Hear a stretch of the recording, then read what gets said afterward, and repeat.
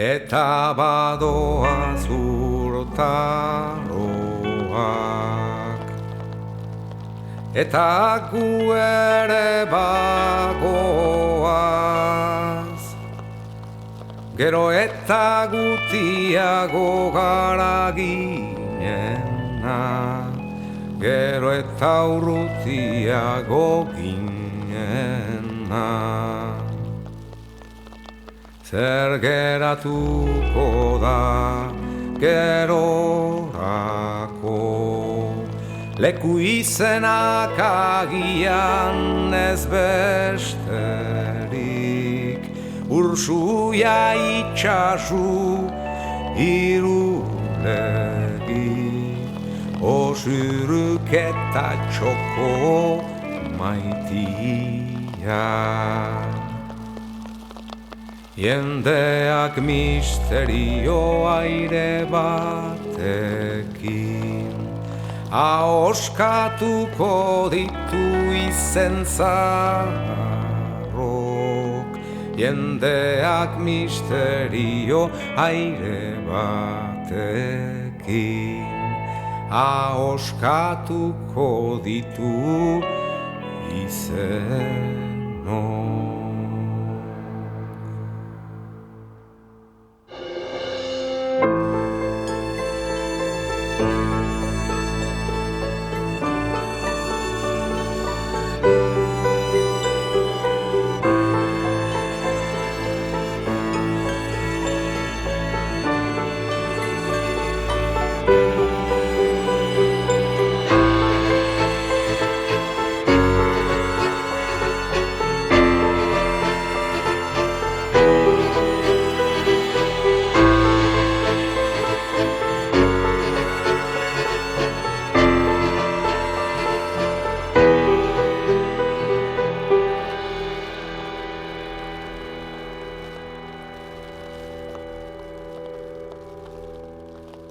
Gerrek negumineko paisaia marraztu zuten Euskal Herrian 20. mendeko erdialdean. Negualdi luzea, baita hizkuntzarentzat ere, bereziki hegoaldean. Franco diktadorearen erregimenak euskara itotzeko politika fermua ezarri zuen. Isiltasunak eta beldurrak gogor lotu zuten negunez eguneko bizitza.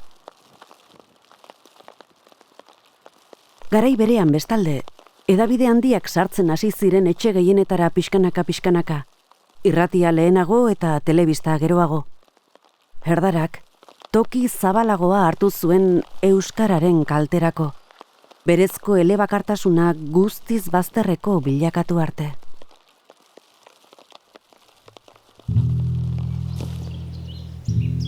Hala ere, mintzairarekiko atxikimendua ez zen deuseztatu. Hasieran isil gordean eta hitz estaliz, 40ko eta 50ko hamarkadetan plazara agertu ziren berriro herriaren aldeko adierazpen batzuk. Bertsoak, kantak, literatur lanak, antzeslanak. Ezkutuan ere abiatu ziren bide beretik borroka politiko diferenteak. Baina oztopoz oztopo metatutako kontzientzia mailak hurrengo hamarkadan egin zuen gora indartsuki. Ordurako munduan nonai azaleratzen ari ziren kulturaren espresabide modernoak eta esperientzia artistiko berritzaileak, bai eta ekimen sozial eraldatzaileak ere. Beste askok bezala, giro hartan ekin zion Jose Angel Irigarai idazle eta Eztokamairu taldeko kide ohiak sortzeari eta plazaratzeari. Gerla ondoren, bazirudien euskaldungoa iraungia zela, ez? Eta hala ere 50 eta batez ere 60ko hamarkadan zokoratuta, menperatuta, ezabatuta zirudien ura berpizten hasi zen. Alde batetik euskara bera ere, ez? Oso etxeko zokomokoetan baztertua, baina hasi zen plazara ateratzen. Eta plazara ateratze hortan nik uste dut hezkuntza batetik, ikastola erdi klandestinoak, baina bestetik arteari dagokion arloa garatu zen bereziki eta hor testuinguru hortan kantagintza.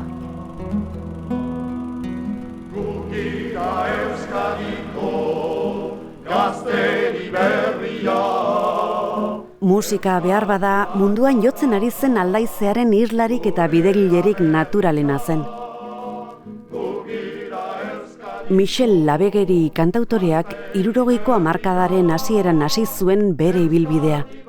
2 diska txiki grabatu zituen, kanta politikoak eta pertsonalak jaso zituelarik.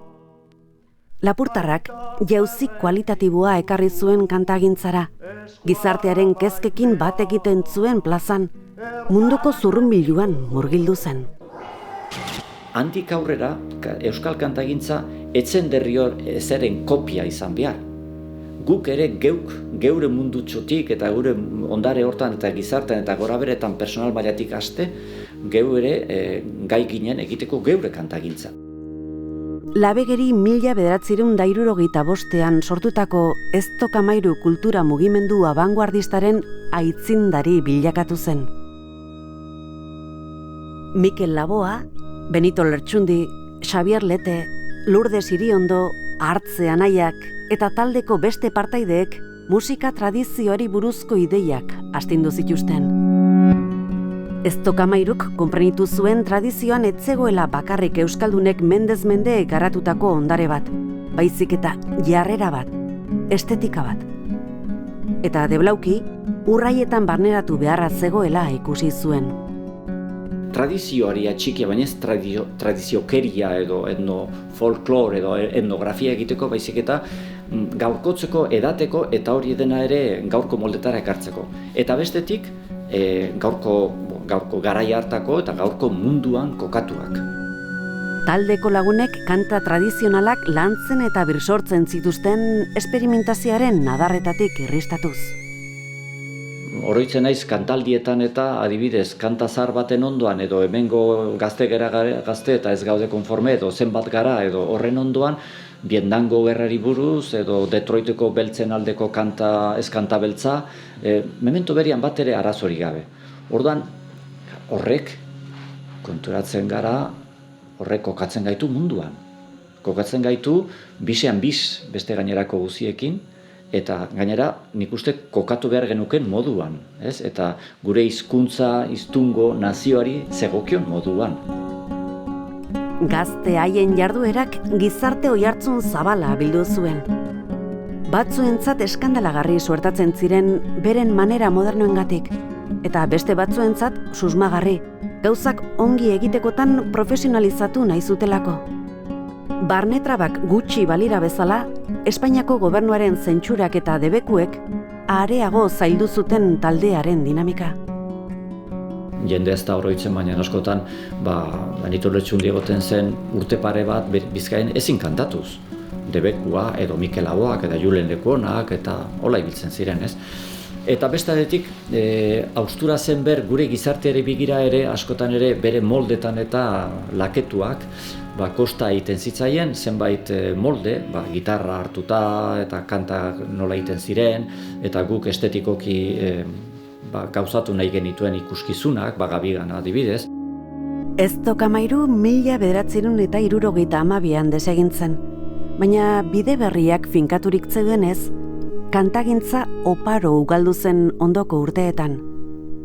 Hain zen indartsua eraberean mugimendu guzia, ez bakarrik kantagintza, antzerkia, arte plastikoa, arkitektura, literaturan ere bide berria joratzen hasia ziren, nun esan baitaiteke nik uste garai hartan Euskal Herriaren kultur aintzindariak eta benetan hildoa eta itzala zekarrena euskaldungoa zela eta euskaraz egiten zen produzioa gehien bat, baita erdaldunen artean ere. Zirimola bat irudi, Jorge Oteiza dugu garai hartako artistarik nabariena. Erdalduna izan arren, haren lanek eta ideiek eragin izugarria izan zuten euskaran eta euskal kulturan. Alde batetik oso konplexatuta, menperatua eta beldurtuta, izutua zegoen herrian, berak horren kontrako antidotoak ekarri zituelako. Eta euskararen aldeko eragina arte munduan, kultur munduan, arte plastikoetan, antzerkian, dantzan, literaturan, noski, hezkuntzan eta hezkuntza berrietan eta berak euskararen lurraldeari ostertz berriak eta muga berriak ekarri zizkion eta horrek sekulako aldaketa kualitatiboa ekarri zion euskal munduari, euskaldungoari. Gizartean, politikan eta kulturan ez ezik, hizkuntzaren korpusean, irakaskuntzan eta komunikabideetan ere izan ziren mugimendu handiak 60ko hamarkadan. Maiz, kanpoko eragozpenei eta oztopoi iskintxo eginda, isilka eta gordeka. Urte haietan jarri ziren gaur egun daukagun euskararen bizi berritze partzial eta prekarioaren oinarriak. Jon Sarasua kulturgile eta irakasleak dioenez.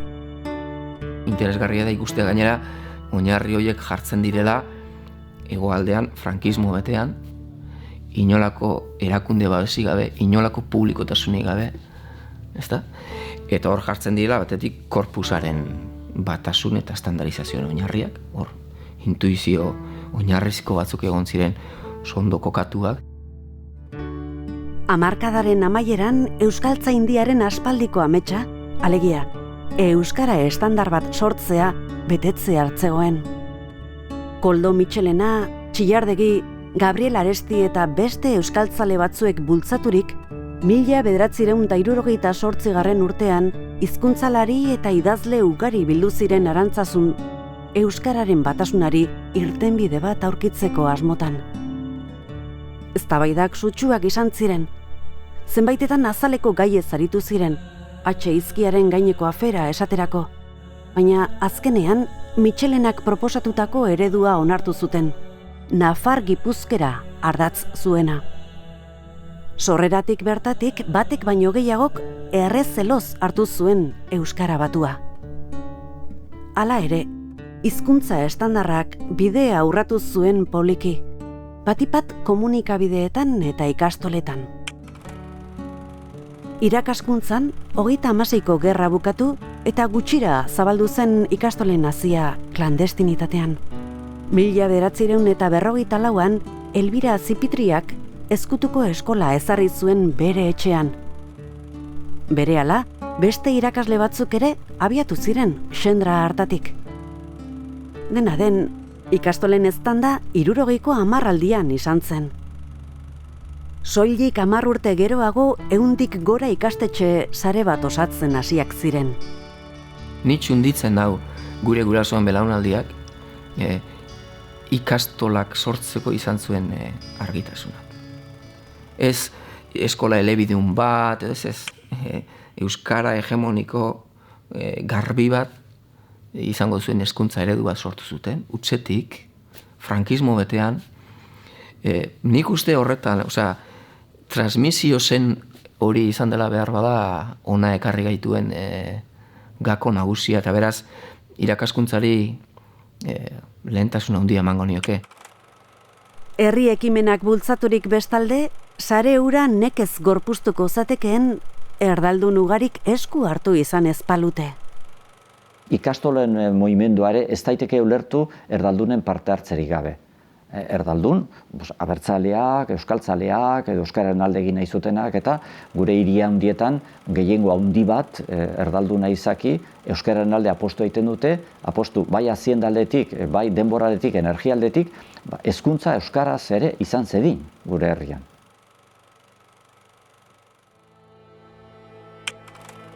Mila 1975an Franco hil egin zen.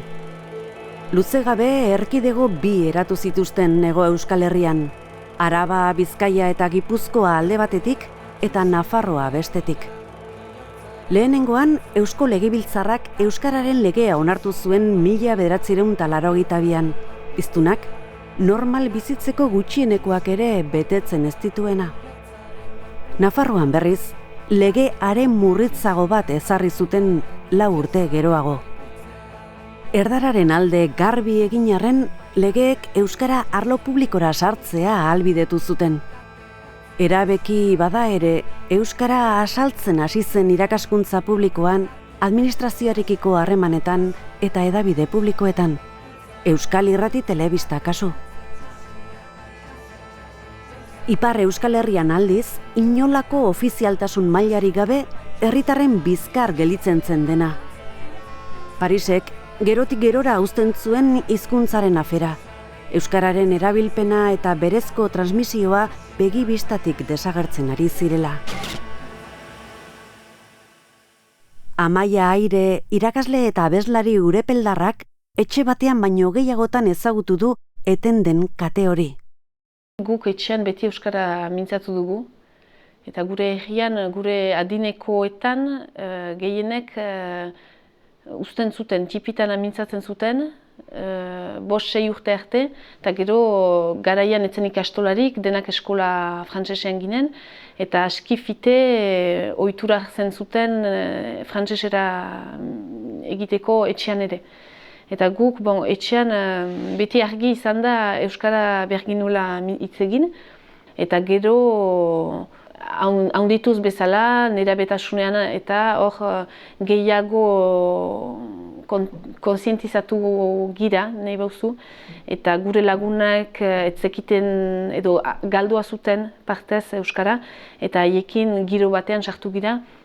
Eta gero hor zinez hautua izan da euskara egitea zinez aintzina berriz berreskuratzeko. Eta lagunekin normaltasun batean gure harremana euskaraz izan zedin. 20. mende amaierarako luzaro ia aldatu gabe egondako komunitatearen mugak eta barne trinkotasuna aski ondoraturik zeuden Lapurdi, Baxe Nafarroa eta Zuberoan. Kontrako alegin guztiak zapuztuz, neurri handian. Lizeoan ginelarik batez ere, beraz 15-16, 18 urte arte hor hartzen ginen, batez ere eskola frantsesean ginen, eta batez ere erakasleak nola ikusten gintuzten. Euskara nola ikusten zuten, nahi bauzu, etzen sekulan hitzetan formulatua izan, baina izaiteko maneran, haientzat gu tematzea euskaraz segitzen, hori ez zuten ulertzen. Hori biziki bortitza zen guretzat. Eta orduan guk zer egin dugu, hor bai konsientizia hartu dugu eta aintzina segitu dugu. Janez gurean naturala zela, naturaltasunez hitz egiten ginuela, eta gurea zela, eta ez zela guretzat ein desberdinik bi hizkuntzen artean.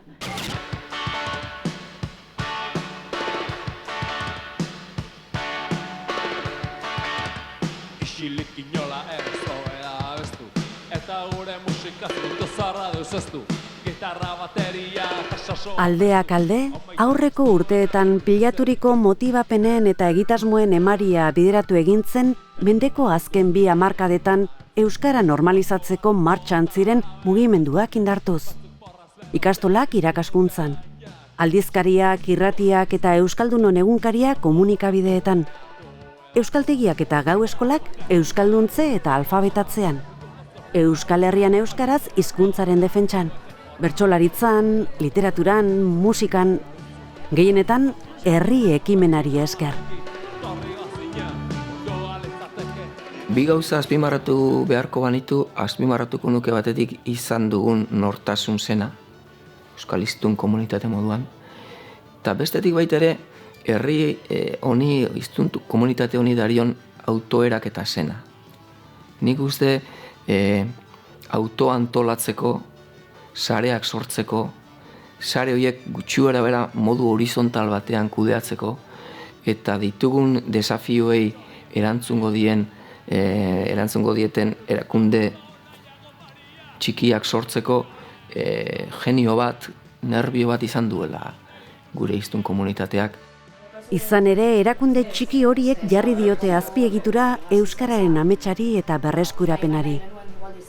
Azterketa universal bat eginda, 20. mendean oso herri gutxi daude, eta behar bada maila honetan bat ere ez, horrelako hizkuntza berreskurapen bat oinarritu duena, ez erakunde publikoetan, baizik eta herri ekimenean ez. Beraz hori, datu importante badala, zer izan garen da zer garen ulertzeko. Eguneroko bizitzan eragiteko asmoz, euskara elkarteak sortu ziren herri eta hiri askotan. Talde hauek halaber, mintzaira normalizatzeko politika sendo baten hutsunea ere bete nahi zuten. Arrasate euskaldun dezagun, Geu Gasteiz, edo txipitxapa bezalako elkarteen jarduerari zor diogu hein handi batean herri prentsa.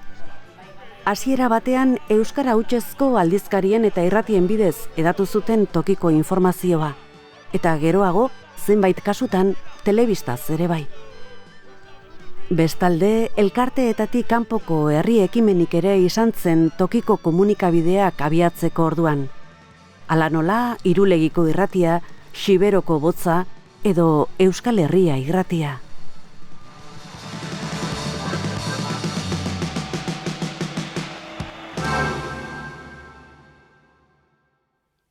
Kanturako ematen dezu, alaitasun bat aparta.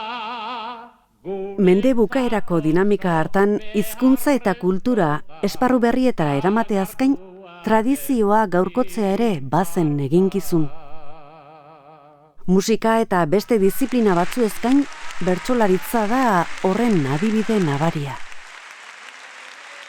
Ez dirazu biluztuko. Belaunaldi batek bertsolaritza berria amestu zuen. Amestu zuen batetik momentu hortan funtzionatzen zuen zirkuito rural eta urbano batetik haratago, bertsolaritza masa kultura batean funtzionatzen, bertsolaritza eskoletan belaunaldi berri bati transmititzen sistematikoki, amestu genuen bertsolaritza, telebistan, garai hartako medio berrietan, amestu genuen bertsolaritzaren formato berriak, eta baita ere, nolabait, masa fenomeno moduan bere indarra izango zuen kulturbide moduan, ez da? Kulturarloan bertsolaritzak errepresentatu izan du tradizioa hobekien. Zentzu horretan biziki interesgarria da azken urteetako bilakaera. Bere burua autoantolatzea lortu delako, ekosistema moduan antolatu delako, eta jarraidura eta irekiduraren, hau da, tradizio eta sorkuntzaren arteko nahasketa propio, alai eta jolasti bat egiten asmatu duelako, nolabait eraginkorra izan ez bere estrategietan, ez da. Tradizioa eta modernitatea, jarraidura eta irekidura. Bategite horretan ezin hobekiago asmatzen jakin dute bertsozaleek. Uste dut bertsolaritzan, Lizardik esate zuen hori, ez da, hizkuntza larrekoa nahi haunateren noranahikoa, ez da. Bertsolaritzarekin horrelako zerbait egin duela, ez da, azken 30 urte hauetako belaunaldiak. Eta tradizio bat hartu, baina tradizioa ez ulertu iraunarazi behar genuen zerbait moduan bakarrik. Hau da, etzen irauteko baizik eta sortzeko, ez. Bizitzeko, ez.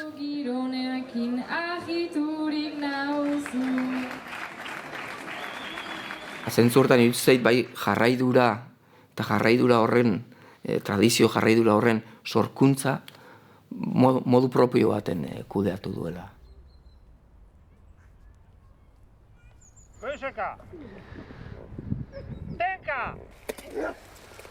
Jarraidura irekidura bikotea noski, hizkuntzara ere ekar dezakegu. Jarraidura da azkenean, jaso duguna, dakarkigutena, hartzea, hortik bizitzea, hori garatzea, eta hori hurrengo belaunaldiei transmititzeko zen hori, ez da. Eta bestetik irekidura zer da? Irekidura da garaiak, konkistak, egoera politiko, ekonomiko, kulturalak dakarkizunari zabalik egotea eta liseritzea, ikasten segitzea, hartzea eta ez istea, ez da. Eta nolabait, jarraiduraren eta irekiduraren arteko dialektika, oreka dinamiko bat da azkenean. Euskararen historian ikusten duguna, arlo guztietan, korpusean bertan, gure hitzen korpusa zer da. Jarraidura hutsa eta aldi berean irekidura hutsa. Ez da? Euskara ez da aspalditik datorren esentzia bat. Euskara, hain zuzen ere, ibili izanaren, existentziaren ondorio bat, ez da?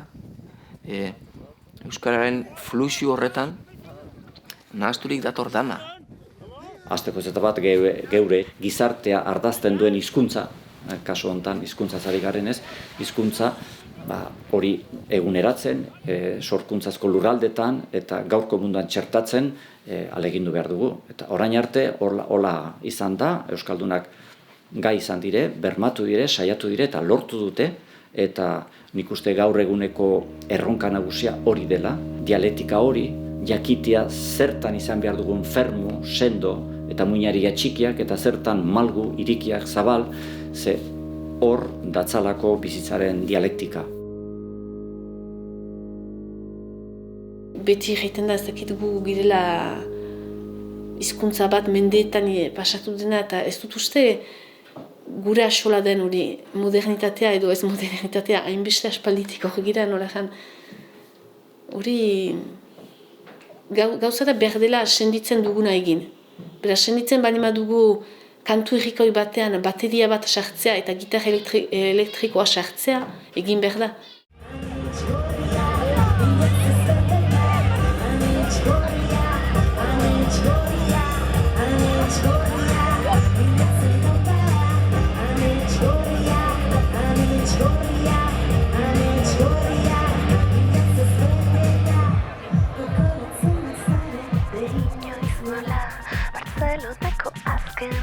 Naiz eta oroar erabilera patxalibili eta hainbat lekutan ezagutzak artean atzerantz egin, 20. mendearen bukaeran aspaldi galduak zituen zenbait lurraldetara zabaldu zen euskara. Hala nola, Nafarroako Erriberara edo Arabako Errioxara. Halaber, hizkuntza hiritartu ere egin zen, eta bide batez bere balioari buruzko garai bateko zalantzak oro uxatu zituen. Egun, 21. mendearen hasieran, inoizko euskaldun kopururik handiena bizi da hirietan. Eta ez da hori bakarrik, euskaldun gehienak hirietan eta herri handietan bizi dira. Baina hortik harago, mende berrian ustekabez, euskarak ez zenatoki zeharo aldatu batean ikusi du bere burua, munduko hizkuntza guztiek bezala bestalde. Egia da, 20. mendearen eszenarioa berria dela. Eta lehen aldiz, biziko garela, inoiz baino eragin olde zabalagoetan, teknologia berrien eraginpean, eta gure seme alabentzako, autu bat izango dela, ez da? Euskaraz bizitzea, ez da? Eguneroko autu bat, askoz eskaintza olde itxaso, zabal, interesgarri eta beratzago horien barruan, baina ez jadanik eskaintza zabal eta hizkuntza handiago eta interesgarriagoak alboan edo gainean, baizik eta barruan, etxeko salan, norberaren pentsamenduaren baitan, ez da. Gaur egun hizkuntzen eta kulturen arteko jokalekua mundu digitalean ere badago. Eta hor, euskarak beste edozein hizkuntzak bezala erronka eta galdera berriak ditu. Iratxe Esnaolak eta Irome Josidak ezin hobeto ezagutzen dute jokaleku hori. Eremu digitalak zabaldutako komunikazio aukera anitzek elkartu ditu Zarauzko informatika ingeniaria eta Tokioko Waseda Unibertsitateko euskara irakaslea.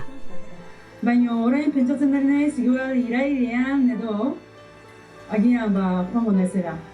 Iratxe aspaldi dabil internetek euskarari ezarritako beharrei bideak zabaltzen eta aukerak bilatzen.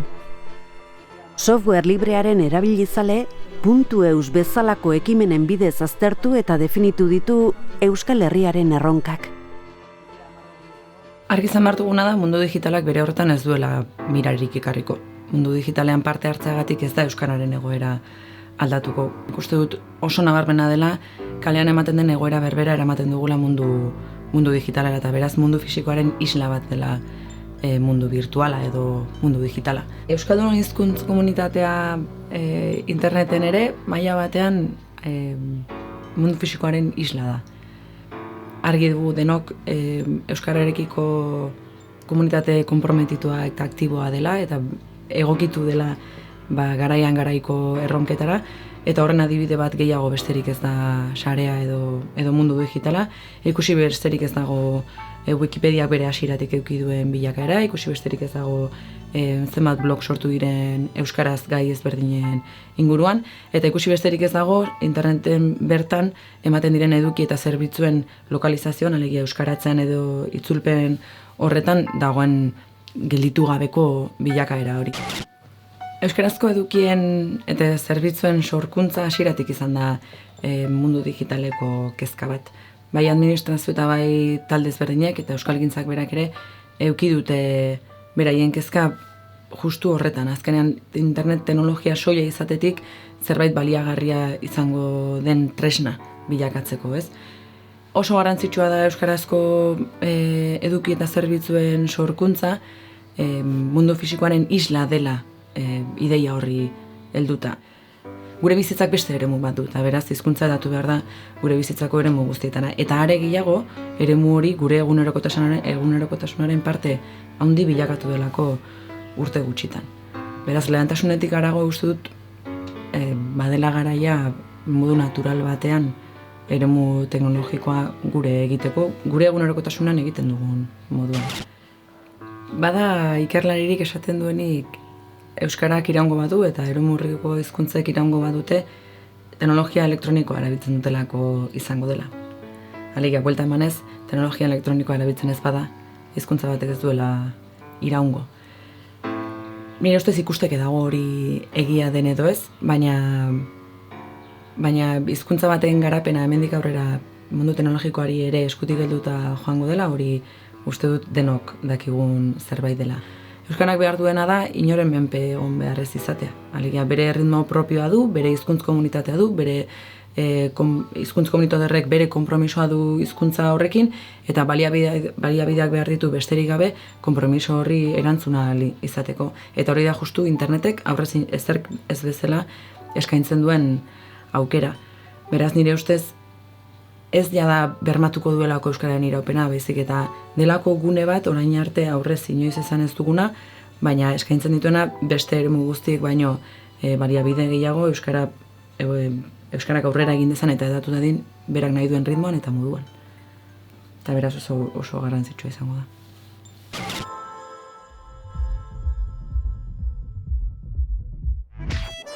21. mendearen hasieran euskara izugarri zabaldu da mundu digitalean.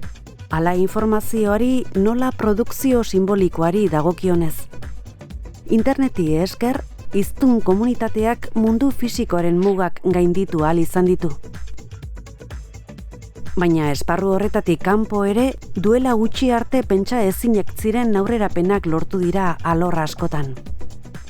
Azken 5 hamarkadetan euskalduntze prozesuak jauzi handia eman du maila kuantitatiboan. Milaka ikasle berri euskaldundu dira, 100 liburu eta diska plazaratu. Maila kualitatiboan ordea, egiazko emaitza iraunkorren falta sumatu da. Hiztunen motibapenean eragindako ondorioak begi bistakoak direlarik. Askotan, euskalduntze prozesu hori bai aurretan da bai helduetan oso kuantitatiboa izan da, baina kualitatiboki huts egiten hasi da. Besteak beste, ez dugulako lortzen gero belaunaldi horiek euskaldun izateko borondatea ekoiztea bere baitan, eta horrek dituelako hutsuneak bai motivazioan, baina baita ere hizkuntzaren potentzian bertan ere, ez da hizkuntzaren kalitatean. Inoizko hiztun kopururik handiena izateak beraz, ez du esan nahi hizkuntza komunitatea ondo dagoenik. Ikuspuntu mediko batetik gaixori gaude, ez gaude ondo, hau da, hiztun komunitate hau gaixori dago eta gaixotasuna serioa da. Ze ikusi nahi dugu, botila erdibetea edo erdi hutsa. Ba, nik uste ez dela hori galdera. Ez da hori galdera batetik botila zulatuta dagoelako, orduan ez delako nahikoa botila erdi hutsa ikustea, baizik eta betetze ritmo batetik gora botila ustutzen nahi delako. Eta bestetik, ja aldarte autua dago, ez da, baina nire aldarte autua izango litzateke, oinarritu nadin egin dugunaren poz horretan. Asko baita eta ikaragarria baita egin den alegina eta emaitzaren parte bat ere, ez da. Eta harrotasun horretatik sortu nadin ditugun desafioentzako energia sortzen, ez da. Jakinek ere, desafioak handiak direla. Gaur egun euskaldun guztiak dira elebidun maila desorekatu desberdinetan, eta euskararekiko atxikimendua bestalde lausoago bilakatu da. Baina atxikimendua indartsua delarik ere, hiztunak traba baino ez du topatzen egunero. Naturalki egiten dut euskara aurrekin. Ne harremana eliteke posible espanu euskaraz egiten aurrekin. Ez dut beste hizkuntza batean ber afektibitate maila emaiten ahal. Nire aurretendako dutan maitasuna ez dut transmititzen ahal frantsesez. Eta batzutan, frantses batzuek gaizki hartzen dute hori, eta orduan esplikatzen diet, hori dela sentsibilitate historio bat, eta hori behar dutela ulertu ordean behar bada, ez dute ulertzen zen, eta ez dira sekulan izan pareko egoera batean. Euskara, espainola eta frantsesa ez daude maila berean, ez da hizkuntzaren pertzepzioari dagokionean ere. Erdal elebakartasuna onartua eta are legez babestua da. Euskal elebakartasuna ordea, kaltea omen litzateke hiztunarentzat berarentzat. Hizkuntza batek dakar bere munduaren ikusteko kolorea edo ezakin nola esplikatu. Eta beste hizkuntza batean ari zelarik, beste irudi batzuekin mintzo zira. Eta orduan ez dituzu ber gauzak erraiten ahal, ber pertsoneri hizkuntza batean eta bestean. Egun sarritan entzuten dugu gure gizartea elebiduna dela. Hau da, euskara eta auzo erdarak bake ederrean bizi direla. Baina elebitasun hitzaren azpian desoreka aurkitu ohi da euskararen kaltetan. Ideia horrekin, hemen Euskal Herri iparraldean ere sortu da hori euskara eta frantsesaren artean. Baina hala eta guziz ere, ohartzen gira errealitatean ez direla sekulan bi hizkuntzak berreinean ezartzen. Eta egiazko hizkuntza politika bat galdeiten delarik frantses gobernamenduari, hori ukatua dela eta dudarik gabe ukatzen zaio arau baten unkitzea ezinezkoa da oinokoan Frantzian. Frantzian oino frantses iraultzaren ideiarekin dira, erran nahi baita Frantziak behar duela hizkuntza bakar bat. Eta hori oraindik errealitatean da gaur egun. Pausoz pauso atzeraka ibilita aurrera heldu gara oharkabean. Hizkuntzen artean ahaiderik ez omen duen mintzairak bizirik iraundu Europako pasabidea den lurralde honetan. Bizirik gorde du kosta ala kosta hiztun komunitate txikiak. Izan ere, euskara funtsezkoa zaio izateko. Bueno, nik uste euskaldun hitzak bere baitan baduela, ez da, autopercepzio bat. Horrela erabili izan da historikoki eta guri ere hala transmititu zaigu, ez da, euskaldun, euskaradun, ez da. Azkenean hor ikusi behar duguna da, bueno, komunitateak sortzeko irizpide desberdinak daude. Komunitatea da zerbait komuna konpartitzea, ez da. Izan liteke lurralde bat, lurralde beretsuan bizi gara. Izan liteke sinismen bat, ez da. Izan liteke gustu bat, izan liteke hizkuntza bat, ez da. Eta hizkuntza bat da, seguru asko, konpartitzen dugun gauza intimoenetako bat. Lurraldea bera baino ere, sakonagoa eta intimoagoa, ez da. Menderik mende, hizkuntza izan da komunitateak bere burua definitzeko hartu duen irizpidea. Mintzoa. Hau garbi izanik, komunitateak beste maila batera eraman du barne kohesioa, barne lotura. Euskaldun hitzaren perspektiba hori da, hau da, kultur komunitate moduan garena, fluxu baten ondorioa da. Eta komunitate hori da euskaldun moduan definitzen gaituena, horri dei dezaiokegu euskararen herria, edo euskararen nazioa, nazio, herri, komunitate, hiztun komunitate. Kafia badizia!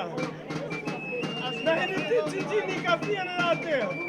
Zergatik nahikotasun mailako muina ere biziri dagoelako eta oraindik ere gure Euskal Herria ardazten duen elementua euskara eta euskaldungoa delako. Eta menderen mendetan erran behar dugu euskaldungoa gai izan dela eta froga gu gara, bizi garelakoz oraindik ere, eta gai izan da hori mantentzeko. Gaur egun baina, Euskal Herrian euskaldun izatea borondatezko aukera pertsonala baizik ez da, bizitzako alor guztiak legez ezagutu beharreko erdaretan eskaintzen zaizkigun bitartean. Honek kolokan jarri du milaka urtetan barna herriak erakutsi duena.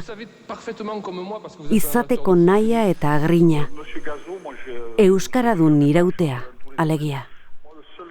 Hizkuntza, hiztungoa, nazio guziek bere duten ahalmena, bere duten ekosistema, bizitzeko behar duten ekosistema, hori ez baldin bada segurtatzen eta ekosistema deitu, ahalmena deitu edo botere deitu, ez? Ero bere gain izatea, hori ez baldin bada nahikotasun bailan mantentzen, biodiversitate kulturala eta mundu oparo hori eta hori endekatuko da, galduko da. Eta hori guri bezain bat beste edozein herriri, nazio eta hizkuntzari dagokio.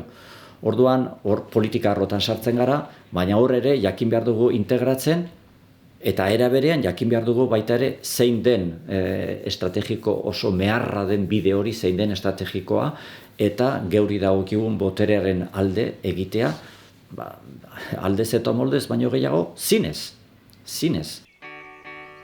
Historian barneratuz, 21. mendera arte ekarri gaituen gakoa aurrera egiteko berbera da. Atzeak erakutsi du aurrean nola dantzatu. Zergatik eta nola asmatu du gure hiztun kate aski txiki, baina oso luze honek horrelako liserik eta etengabeago egiten eta inbeste irauten. Enigma bada. Enigma horren erantzunetako bat da, asmatu dute, jarraidura eta irekidura nahazten eta transmisio zen hori mantentzen ez da. Nola zer bideren bidez? Ez dakigu. Dakiguna da, azken mendean badakigu, ez da, azken mendeetan badakigu zer egin dugun, eta nik uste 20. mendean egin dugunak ere pista batzuk eman ditzakela aurrekoaz.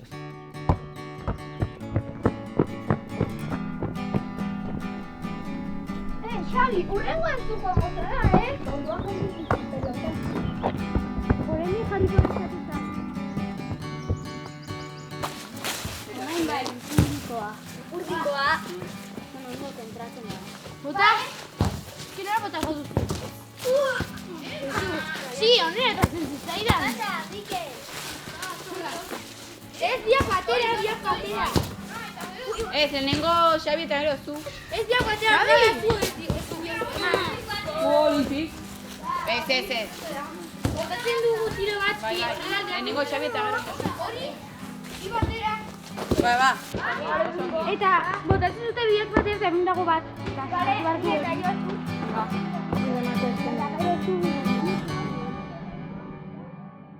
Biziko bagara, atakan dagoena ez baita gugandik kanpo dagoen deus. Hizkuntza aipatzen dugunean geu gara. Beraz, atakan dagoena geure izaera bera da. Eta ordan zinez hori nahi baldin modua aurrera atera, hor bermatu behar dugu, hor erakutsi behar dugu euskaldungoak menderen mendetan erakutsi duen bezala nor garen. Historiaren gurpilean biraka, euskarak badu makina bat istorio kontatzeko. Makina bat gertakizun. Baina badu batez ere, berreskurapen historia argigarri bat partekatzeko. Azkenean euskara da giza esperientziara sartzeko gure atea. Baina aldi berean leiho bat ere bada beste hizkuntza minorizatu askoren paisaiarekin lotzen gaituena, ez da. Eta euskararen desafioa ez da euskararena bakarrik. Munduko hizkuntzen berdintasunaren paradigma baten desafioa ere bada, ez da. Desafioa, jakina, gogorra, zaila eta samina bezain pozgarria eta osagarrizkoa da. kasik ez dugu auturik, ez dugu besterik egiten, gu nola egan euskaldunak gira, euskara da gure ama hizkuntza, edo guk senditzen dugun, barnetik senditzen dugun hizkuntza, beraz naiz eta samintasun hori senditu, badakigu segitu behar dugula, bestenaz guk girena galtzen dugula. Beraz ez da nahi bauzu autu ideologiko bat ere. Lehen planoan ez da autu ideologiko bat, lehen planoan da naturaltasunez gure hizkuntza dela eta naiz eta samintasun hori senditu aintzina segitu behar dugula. Samintasun bera kantatu zuen Amaiaren aitatxi zen Salvador bertsolariak Nigarra begian bertso sortan. Horrela kantatzen zuen eta oraindik kantatzen da gaur egun ere, egiten duelaik. Zortearen indarrez munduan ni ere, sartu nintzan euskaldun agerien jabe. Frantses edo espainol sortu banintz hobe, gaur ez nuen izanen oin bertzen nahi gabe.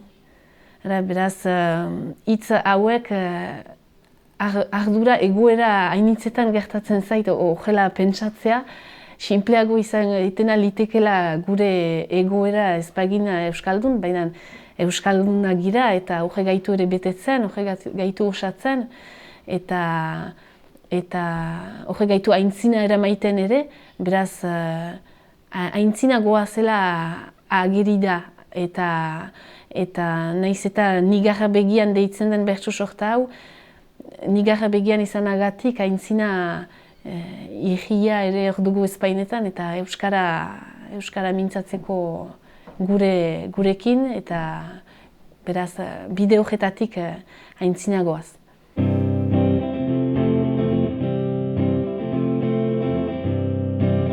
Egin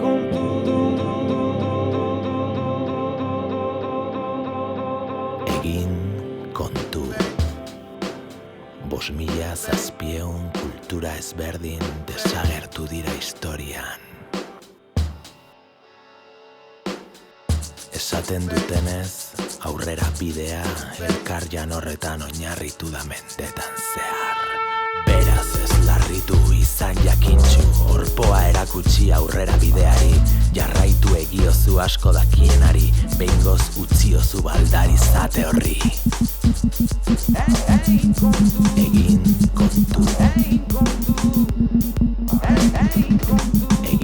kontu.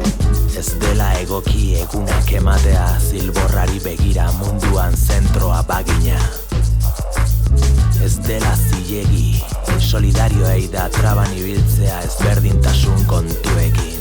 Diru kontua dela, autokonplazentzia atzerakoia, txokoan bizitzeko gogoa. Egin kontu. Egin kontu.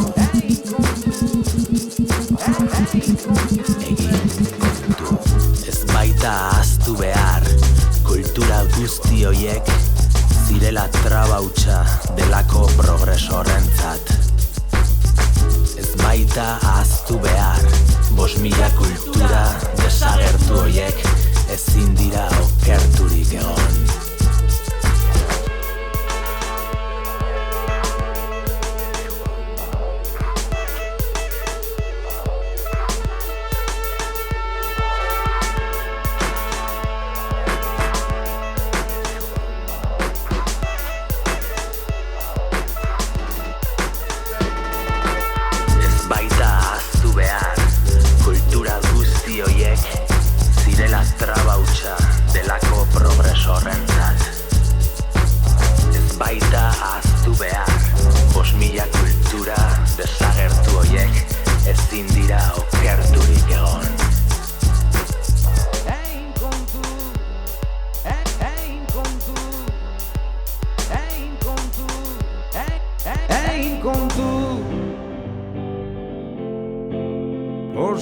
Kultura desagertu hoiek ezin dira okerturik egon.